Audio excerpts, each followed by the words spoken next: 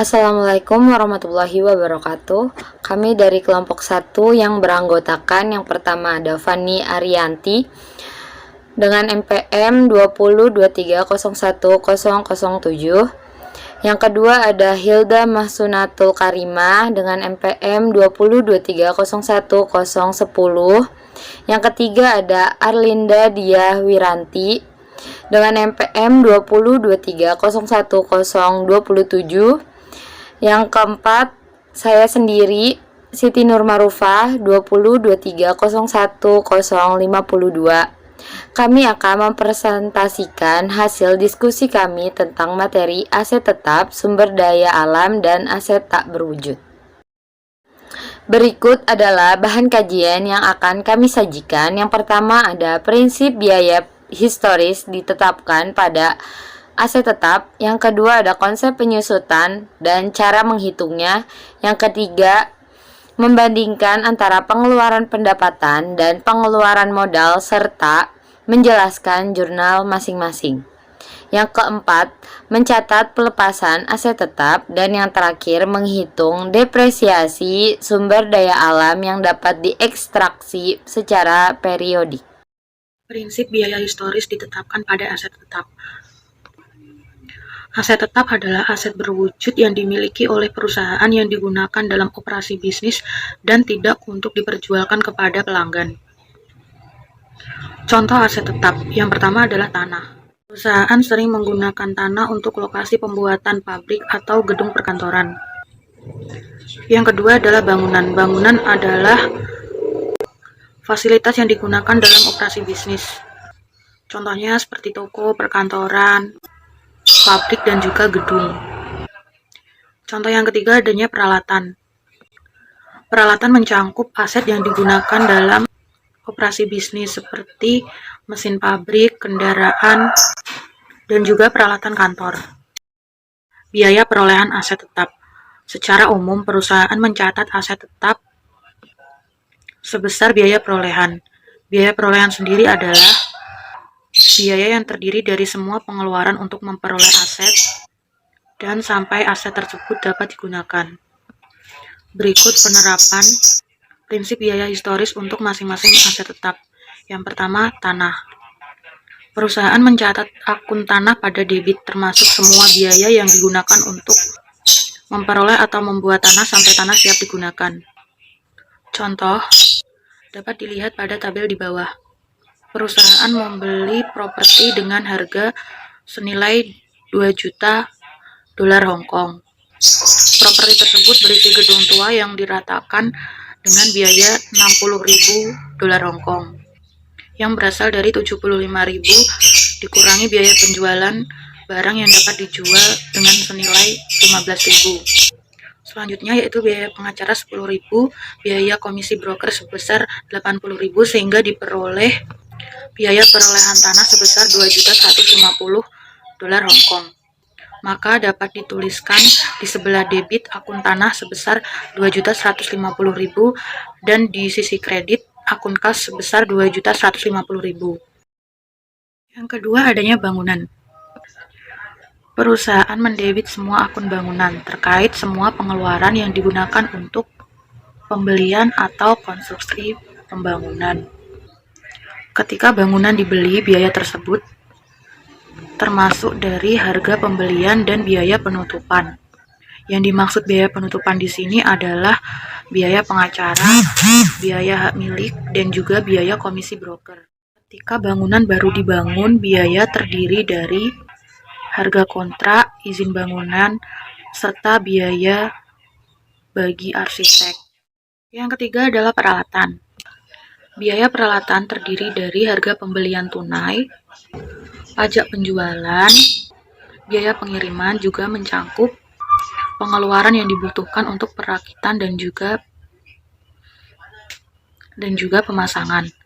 Contoh, perusahaan membeli mesin pabrik dengan harga 500.000 dolar Hong Kong, pengeluaran terkait pajak penjualan 30.000, asuransi pengiriman sebesar 55.000, dan juga pemasangan dan pengujian sebesar 10.000.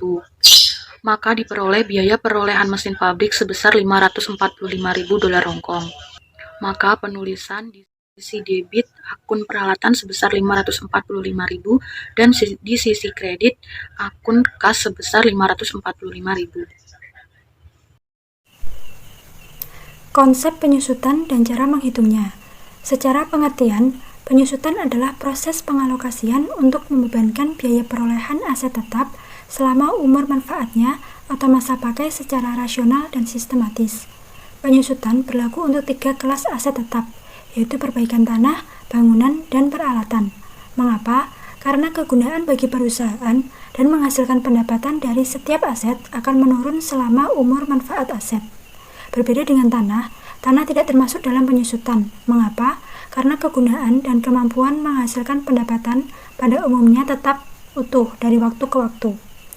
Dari ketiga aset tersebut yang dapat disusutkan, dalam kurun waktu ke waktu kemampuannya dalam menghasilkan pendapatan bisa menurun karena adanya faktor keausan dan keusangan. Contoh dari faktor keausan ini adalah seperti truk pengirim yang sudah bergerak sejauh 100.000 mil akan berkurang kegunaannya dibandingkan dengan truk pengirim yang bergerak sejauh 8.000 mil. Sedangkan keusangan yaitu proses aset menjadi usang sebelum manfaat aset secara fisik habis. Contohnya sebuah perusahaan yang mengganti komputer baru sebelum waktu pergantian tiba. Karena adanya teknologi komputasi baru sehingga komputer lama menjadi usang. Faktor-faktor dalam penyusutan aset. Yang pertama yaitu biaya perolehan. Biaya perolehan yaitu faktor utama untuk menentukan jumlah penyusutan. Beban penyusutan ini dihitung berdasarkan total biaya suatu aset yang harus dikeluarkan hingga aset tetap tersebut tetap digunakan. Yang kedua yaitu umur manfaat. Umur manfaat adalah perkiraan umur produksi yang diharapkan atau masa pakai dari aset bagi pemiliknya.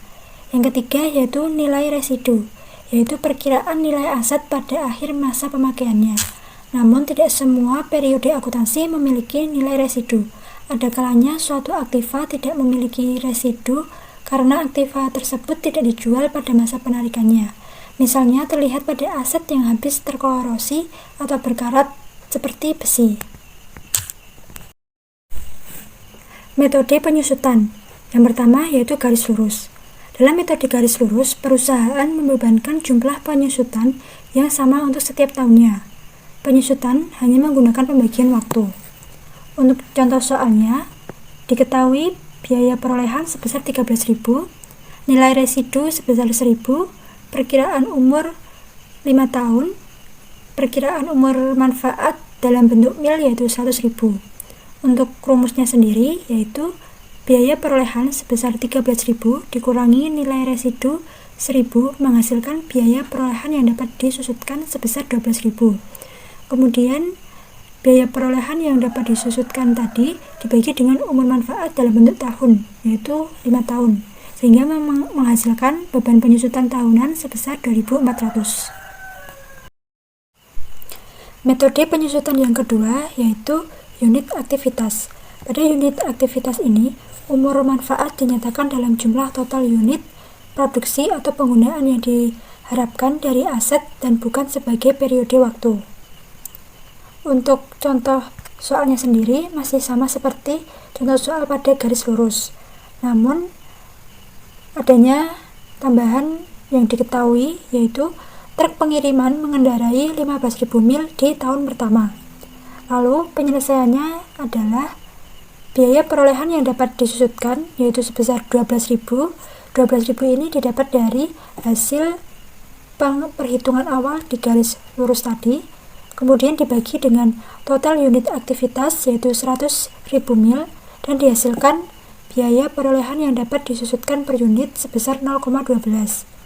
Dari biaya perolehan yang dapat disusutkan per unit sebesar 0,12 tadi, kemudian dikali dengan unit aktivitas dalam tahun berjalan sebesar 15.000 mil. Kemudian dihasilkan beban penyusutan tahunan sebesar 1.800. Yang ketiga yaitu metode saldo menurun ganda. Pada metode saldo menurun ganda ini menghasilkan penurunan beban penyusutan tahunan selama umur manfaat aset. Di metode saldo menurun ganda ini, penyusutan periodik didasarkan pada penurunan nilai buku. Kemudian untuk contohnya sendiri, masih sama menggunakan contoh di metode sebelumnya. Lalu penyelesaiannya yaitu nilai buku pada awal tahun atau sama dengan biaya peroleh sebesar 13.000 dikali tingkat saldo menurun sebesar 40%. 40% ini didapat dari 100% dibagi perkiraan umur manfaat dalam tahun, yaitu 5 tahun, kemudian dikalikan 2, karena metode ini saldo menurun ganda sehingga dikalikan 2. Kemudian ditemukan hasil beban penyusutan tahunan sebesar 5.200. Ini untuk penghitungan penyusutan tahun pertama. Kemudian untuk penyusutan tahun kedua, nilai buku pada awal tahun dikurangi dengan beban penyusutan tahunan sebelumnya, lalu dikalikan dengan tingkat saldo menurun. Seperti contoh penyusutan tahun kedua yaitu 13.000 dikurangi 5.200 dikali 40% sehingga mendapatkan hasil 3.120. Terus penyusutan tahun ketiga 13.000 dikurangi 5.200 dikurangi 3.120 kemudian dikali 40% sehingga menghasilkan 1.872. Pengeluaran selama umur manfaat. Selama umur manfaat aset tetap, perusahaan mungkin menanggung dua biaya. Yang pertama, perbaikan biasa, dan yang kedua, penambahan atau peningkatan. Jadi apa sih perbaikan biasa itu? Perbaikan biasa yaitu pengeluaran untuk menjaga efisiensi operasi dana umur unit produktif, dan biasanya jumlah pengeluaran yang dikeluarkan cukup kecil. Contohnya yaitu seperti tone up motor dan penggantian oli, mengecat bodi dan penggantian roda gigi yang sudah rusak pada mesin. Perusahaan biasanya mendebitkan pengeluaran ini ke beban pemeliharaan dan perbaikan. Pada saat itu juga, biaya pengeluaran ini sering disebut sebagai pengeluaran pendapatan. Yang kedua ada penambahan dan perbaikan. Penambahan dan perbaikan yaitu biaya yang dikeluarkan untuk meningkatkan efisiensi operasi kapasitas produktif atau umur manfaat aset. Penambahan dan perbaikan dapat meningkatkan investasi perusahaan dalam fasilitas produktif. Perusahaan biasanya mendebitkan jumlah pengeluaran ini ke aset tetap yang terkena dampaknya. Biaya ini sering disebut sebagai pengeluaran modal. Perusahaan harus menggunakan pertimbangan yang baik dalam menentukan antara pengeluaran pendapatan dan pengeluaran modal. Caranya seperti apa? Jadi caranya yaitu dengan perusahaan membuat anggaran secara berkala dan selalu memperhatikan aset dan modal. Pelepasan aset tetap. Aset tetap dalam suatu perusahaan bisa dilepaskan melalui 3 cara. Yang pertama, dihentikan pemakaiannya, yang kedua dijual, dan yang ketiga yaitu pertukaran aset tetap. Pada saat pelepasan terjadi, perusahaan harus mencatat depresiasi untuk masa sejak dicatatnya depresiasi yang terakhir sampai saat terjadinya penyelesaian. Selanjutnya, nilai buku dieliminasi dengan 1. Mendebet atau mengurangi akumulasi depresiasi sejumlah depresiasi yang telah dilakukan sampai saat pelepasan. 2. Mengkredit atau mengurangi akun aset tetap sebesar biaya perolehan aset tetap yang bersangkutan. Penghentian pemakaian aset tetap. Contoh, PT Perdana memutuskan untuk menghentikan pemakaian sejumlah komputer yang seluruhnya memiliki biaya perolehan sebesar 32 juta. Akumulasi depresiasi komputer berjumlah 32 juta. Nilai buku sama dengan 0, maka jurnalnya adalah sebagai berikut. Akumulasi depresiasi komputer sebesar 32 juta pada peralatan komputer sebesar 32 juta. Penghentian pemakaian aset tetap apabila masih ada nilai buku. Contoh, PT Nakula menghentikan pemakaian sebuah mesin yang memiliki harga perolehan sebesar 180 juta dan akumulasi depresiasi sebesar 140 juta. Jurnal untuk mencatat adalah sebagai berikut. Akumulasi depresiasi sebesar 140 juta, rugi penghentian mesin sebesar 40 juta pada mesin sebesar 180 juta. Sedikit tambahan, jika aset tetap dengan nilai buku 0 namun aset tetap masih bisa digunakan, maka tetap harus melaporkan harga perolehan dan nilai akumulasi penyusutan dalam neraca perusahaan. Tetapi perusahaan tidak perlu membuat penyesuaian untuk depresiasi, sehingga kalau aset tetap tersebut dihentikan pemakaiannya. Pelaporan aset tetap tersebut di neraca untuk menunjukkan kepada pemakai laporan keuangan bahwa aset tetap tersebut masih bisa digunakan. Sumber daya alam yang dapat diekstraksi. Sumber daya alam yang umum terdiri dari kayu dan sumber daya yang diambil dari tanah, seperti minyak, gas, dan mineral. Berdasarkan IFRS, kayu dianggap sebagai aset biologis. IFRS mendefinisikan industri ekstraktif sebagai usaha yang terlibat dalam menentukan dan menghapus sumber daya alam yang berada di dalam atau di dekat kerak bumi. Biaya perolehan sumber daya alam yang dapat diekstraksi adalah harga yang dibutuhkan untuk memperoleh sumber daya dan mempersiapkannya untuk tujuan penggunaannya. Untuk sumber daya alam yang sudah ditemukan, seperti tambang batu bara, biaya perolehannya adalah harga yang harus dibayar untuk properti tersebut. Depresi adalah alokasi biaya perolehan sumber daya alam sebagai beban secara rasional dan sistematis selama umur manfaat sumber daya. Perusahaan pada umumnya menggunakan metode unit aktivitas untuk menghitung depresi, karena depresi adalah fungsi dari unit yang diekstraksi selama tahun berjalan. Berikut adalah rumus untuk menghitung beban depresi. Total biaya perolehan dikurangi nilai residu kemudian dibagi dengan total estimasi unit, setelah itu hasilnya adalah biaya depresi per unit. Kemudian untuk menentukan beban depresi tahunan, kita kalikan biaya depresi per unit dengan jumlah unit yang diekstraksi dan dijual. Berikut adalah contoh soal untuk menghitung beban depresi. Sebuah lahan tambang dibeli dengan harga 10 juta rupiah dengan taksiran isi 150.000 ton.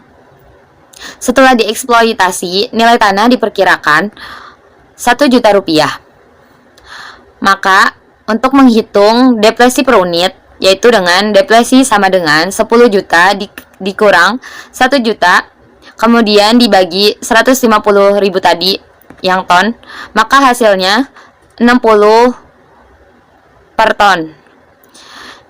Jika pada tahun tersebut tambang menghasilkan 10.000 ton, maka nilai depresinya yaitu untuk mencari tahunan ini, jadi tinggal dikaliin aja sama 10.000, maka 60 dikali 10.000 hasilnya 600.000. Jadi perusahaan mencatat beban depresi untuk tahun pertama operasi sebagai berikut.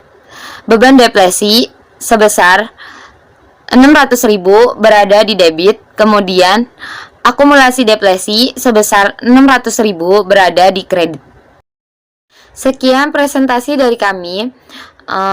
Kurang lebihnya mohon maaf. Wassalamualaikum warahmatullahi wabarakatuh.